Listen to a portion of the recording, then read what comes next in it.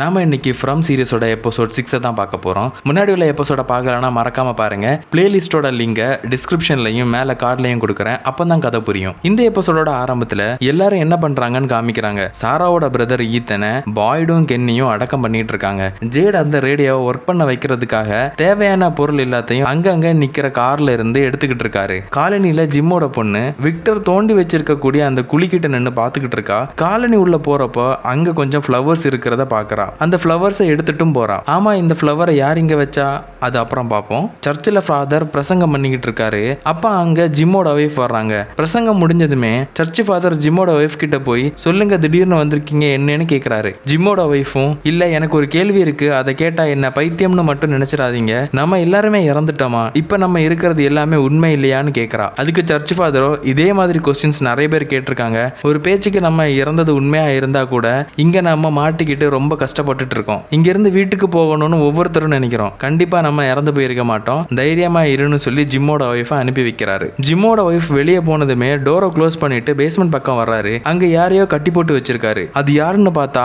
காட்டுக்குள்ள ஓடி போயிட்டான்னு சொன்ன அந்த சாரா தான். அவ காட்டுக்குள்ள ஓடி எல்லாம் போகல, இந்த சர்ச் ஃபாதர் தான் அவளை இங்க கட்டி போட்டு வச்சிருக்காரு. அவர் சாரா கிட்ட வந்து இப்ப நம்ம பேசலாமான்னு கேக்குறாரு. அங்கேயே கட் பண்ணி பாய்டை காமிக்கிறாங்க. பாய்டும் கென்னியும் சாராவோட பிரதரை புதைச்சிட்டு இருக்காங்க.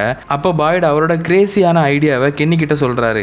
அது என்ன ஐடியா அப்படின்னா, ஜிம்மோட வேன் ஆக்சிடென்ட் ஆனப்போ வேன் உள்ளாடி அந்த சிம்பிள் போட்ட கல்லை வச்சிருந்திருப்பாங்க. அப்போ மான்ஸ்ட்ரால உள்ள வந்திருக்க முடியாது. அதே போல க்ளோஸ்டா இருக்கக்கூடிய இடத்துல அது ஒர்க் ஆகும். ஸோ கொஞ்சம் தேவையான பொருளை எடுத்துட்டு காட்டுக்குள்ள போலான்னு இருக்கேன்னு சொல்றாரு.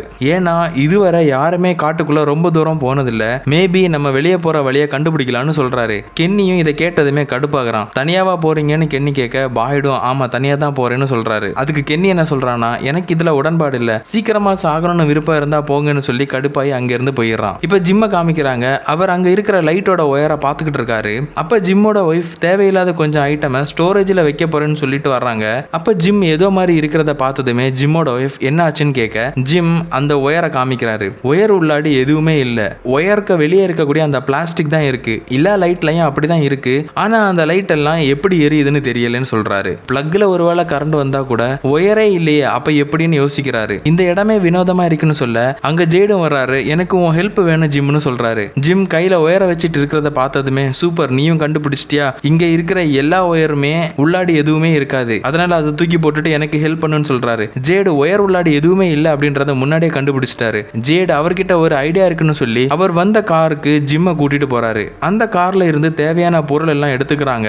இந்த பொருள் எல்லாம் வச்சு அவங்க எடுத்துட்டு வந்த அந்த ரேடியோ ஒர்க் ஆகுதான்னு பார்க்க போறாங்க. அப்ப ஜிம் இந்த கார்ல இருந்து பேட்டரியை காணும்னு சொல்றாரு. இவ்வளவு தூரம் எதுக்காக வரணும், பேசாம ஊர்ல இருக்கக்கூடிய கார்ல ஏதாவது எடுத்துக்கலாமேன்னு கேட்க ஊர் உள்ளாடி நிக்கிற எல்லா காருமே ஓல்டு மாடல் கார், நமக்கு தேவையான எல்லாமே இந்த கார்ல கிடைக்கும்னு சொல்லிட்டு தேவையான பொருள் எல்லாம் எடுத்துட்டு அவங்க கிளம்பிடுறாங்க. இப்ப சர்ச் ஃபாதரை காமிக்கிறாங்க. அவர் சாராவை பேஸ்மெண்ட்ல கட்டி வச்சிட்டு இருக்காருல்ல, இப்ப சாரா கிட்ட அவர் பேசுறாரு. இவ்வளவு விஷயங்களை பண்ணியும் நீ ஏன் இங்க இருக்கான்னு உனக்கு தோணுது இல்ல, நீ பண்ண காரியத்துக்கு ஊரோட ரூல்ஸ் படி கண்டிப்பா பிராங்க் மாதிரி உன்னையும் பாக்ஸ்ல போட்டு இருக்கணும், பட் ஏன் பண்ணலன்னா எனக்கு தெரியும் உனக்கு அந்த குரல் எல்லாம் கேக்குதுன்னு. நேத்தன் என்கிட்ட எல்லாத்தையுமே சொல்லிட்டான், உன்னால எங்களுக்கு ஹெல்ப் பண்ண முடியுமா, நீ ஹெல்ப் பண்ணுவதானேன்னு கேட்க சாராவும் பண்றேன்னு சொல்றா. ஜிம்மோட ஒய்ஃப் கொஞ்சம் பொருள்களை ஸ்டோரேஜ்ல வைக்கிறதுக்காக கென்னியோட அம்மா இருக்கிற ஹோட்டலுக்கு வர்றாங்க. ஹோட்டல் பின்னாடி தான் அந்த ஸ்டோரேஜ் ரூம் இருக்கு. அங்க போய் பாக்குறப்ப நிறைய திங்ஸ் இருக்கு. அது எல்லாமே ஜிம்மோட ஒய்ஃப் பார்த்துட்டே இருக்கிறப்ப ஒரு பிரேஸ்லெட்டை பாக்குறாங்க. அதை பார்த்ததுமே அவங்களோட ஃபேஸ் அப்படியே மாறுது.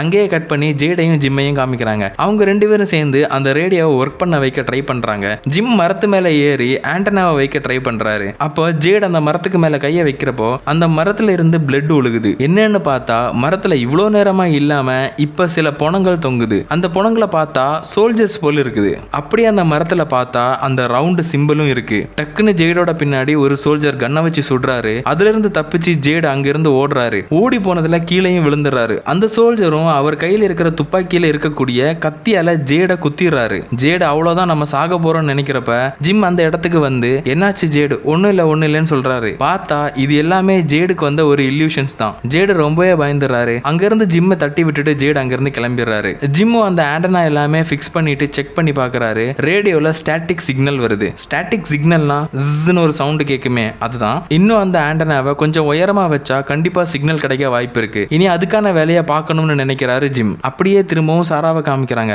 அவ சொல்றா, எனக்கு கேட்கிற வாய்ஸ் என்ன சொல்லுச்சுன்னா, அவங்களும் நம்மள மாதிரியே இங்க மாட்டிக்கிட்டு இருக்காங்கன்னு, ரொம்ப வருஷமா அவங்க பேசுறதை கேட்கறதுக்காக ஒருத்தங்க வரமாட்டாங்களான்னு காத்துட்டு இருந்ததாவும், அவங்க நமக்கு ஹெல்ப் தான் பண்றாங்க, அவங்க சொல்றதை செஞ்சா இந்த ஊர்ல இருந்து நம்மளும் அவங்களும் தப்பிக்கலாம்னு சொல்றாங்கன்னு சொல்றா. அதுக்கு சர்ச் ஃபாதர் அவங்க சொல்றதெல்லாம் உண்மைன்னு நீ எப்படி நம்புறேன்னு கேட்க, அதுக்கு சாரா யாருக்கும் தெரியாத விஷயங்கள் எல்லாம் என்கிட்ட சொல்லியிருக்காங்கன்னு சொல்றா. ஜிம்மோட வேனும் ஜேடோட காரும் வரப்போகுதுன்னு சொன்னாங்க, அதுவும் அந்த ஆக்சிடென்ட் நடக்கிறதுக்கு முன்னாடி. அது மட்டும் இல்லாம அப்படி கார் வந்ததுக்கு அப்புறம் நிறைய பேர் இறந்து போவாங்கன்னு சொன்னதா சாரா சொல்ல, சர்ச் ஃபாதரும் சாராவை கொஞ்சம் நம்புறாரு. சர்ச் ஃபாதர் என்ன சொல்றாருன்னா, எனக்கு ஒரு ப்ரூஃப் வேணும், பாய்டு கிட்ட சொல்றதுக்காக ஒரு ப்ரூஃப் வேணும், அவ்வளவுதான் சொல்ல சாரா கத்துறா. திரும்ப அந்த வாய்ஸ் கேக்குதுன்னு சொல்றா. அவங்க சர்ச் ஃபாதருக்கு ஒன்னு காமிக்கணும்னு சொல்றாங்கன்னு ஒரு பேப்பரையும் பெண்ணையும் வாங்கிக்கிறா சாரா. சாரா அந்த பேப்பர்ல என்னமோ வரைகிறா. அதை பார்த்ததுமே சர்ச் ஃபாதர் மிரண்டு போயிருக்காரு. இப்ப ஜிம்மோட வைஃபை காமிக்கிறாங்க. அவங்க எடுத்துட்டு வந்த அந்த பிரேஸ்லெட்டை பார்த்துட்டே இருக்கும்போது அங்க இருக்கிற லைட் எல்லாம் எரியுது. மார்னிங் தான் ஜிம் சொல்லியிருப்பாரு, இந்த ஒயர் உள்ள எதுவுமே இல்ல, ஒயரே இல்ல, ஜஸ்ட் பிளாஸ்டிக் தான் இருக்கு. இப்ப அந்த லைட் எல்லாம் எரிய ஆரம்பிச்ச உடனே பிளக்குக்கு எப்படி கரண்ட் வருதுன்னு பார்க்க அந்த பிளக் எல்லாம் இருக்கக்கூடிய இடத்த உடைக்க ஆரம்பிக்கிறாங்க. அந்த பிரேஸ்லெட்ல என்ன இருக்குன்னு இன்னுமே தெரியல. ஜிம்மு வீட்டுக்கு வந்துடுறாரு. வந்து பார்த்தா பிளக் எல்லாம் உடைஞ்சு போய் கிடக்குது. ஜிம்மோட பையனோ ஒரு பக்கெட்ல மண்ணெல்லாம் எடுத்துட்டு வர்றான். அம்மா எங்கேன்னு கேட்டதுமே ஈத்தன் அம்மா கீழே பேஸ்மெண்ட்ல இருக்காங்கன்னு சொல்ல ஜிம்மும் பேஸ்மெண்ட்டுக்கு போய் பாக்குறாரு. ஜிம்மோட ஒய்ஃப் அங்க ஒரு குழியை தோண்டிட்டு இருக்காங்க. ஜிம்மு என்ன பண்றேன்னு கேட்க, அதுக்கு ஜிம்மோட ஒய்ஃபும் ஒயரே இல்லாம எப்படி லைட் எரியுதுன்னு தெரிஞ்சுக்க வேண்டாமா, அந்த பிளக்கோட ஒயர் இங்க மண்ணுக்குள்ளதான் போகுது, அதான் தோண்டிக்கிட்டு இருக்கேன்னு சொல்றாங்க. கூடவே அந்த பிரேஸ்லெட்டையும் காமிச்சு இது ஞாபகம் இருக்கான்னு கேக்குறாங்க. அப்ப ஜிம்மும், ஆமா இது போல நீ ஒன்னு பண்ணி தந்த, அதை வேற நான் ஜூலி பிறந்தப்போ அன்னைக்கு ஹாஸ்பிட்டல்லே தொலைச்சிட்டேன்னு சொல்றாரு. அதுக்கு ஜிம்மோட ஒய்ஃப், இது அது போலவே இருக்கக்கூடிய பிரேஸ்லெட் இல்ல, இந்த பிரேஸ்லெட் தான் தொலைஞ்சு போன அதே பிரேஸ்லெட்னு சொல்றாங்க. ஜிம்மோ அது எப்படி சொல்றேன்னு கேட்க, நான் அந்த பிரேஸ்லெட்ல ஒரு மிஸ்டேக் பண்ணியிருந்தேன், அதே மிஸ்டேக் இருக்கு பாருங்கன்னு சொல்லி பார்த்தா உண்மையிலேயே அந்த மிஸ்டேக் அந்த பிரேஸ்லெட்ல இருக்கு. ஜிம்மும் ஷாக் ஆகுறாரு. அதே டைம்ல ஜேட் அந்த ரவுண்ட் சிம்பிளை கென்னியோட அம்மா இருக்கக்கூடிய ஹோட்டல்ல இருந்து வரைஞ்சுக்கிட்டு இருக்கிறப்ப கென்னியோட அம்மா அந்த சிம்பிளை பாக்குறாங்க. அந்த சிம்பிளை பார்த்ததுமே ஜேட கூட்டிக்கிட்டு அந்த ஸ்டோரேஜ் ரூம்குள்ள போறாங்க. அங்கிருந்து ஒரு டைரியை எடுத்து கொடுக்குறாங்க.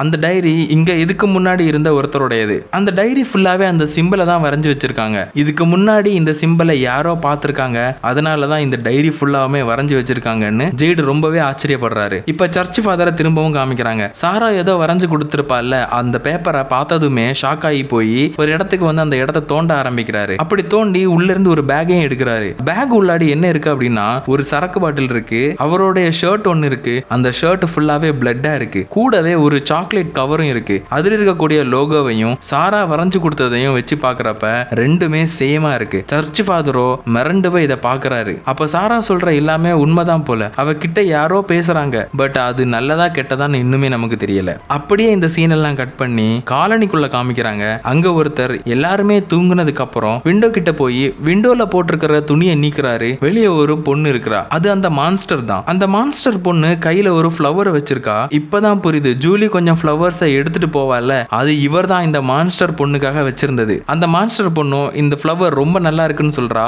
எவ்வளவு நாளா தான் வெளியே நின்று லவ் பண்றது, நான் வேணா உள்ள வரவான்னு கேட்கறா. அங்கேயே இந்த எபிசோட முடிக்கிறாங்க.